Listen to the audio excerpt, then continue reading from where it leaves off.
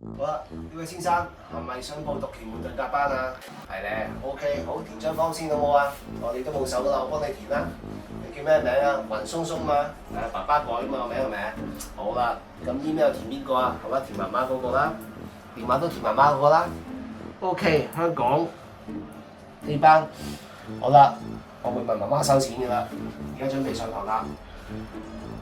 好啦，雲松松同學，呢堂係第一堂奇門遁甲，點啊？環境 O 唔 OK 啊？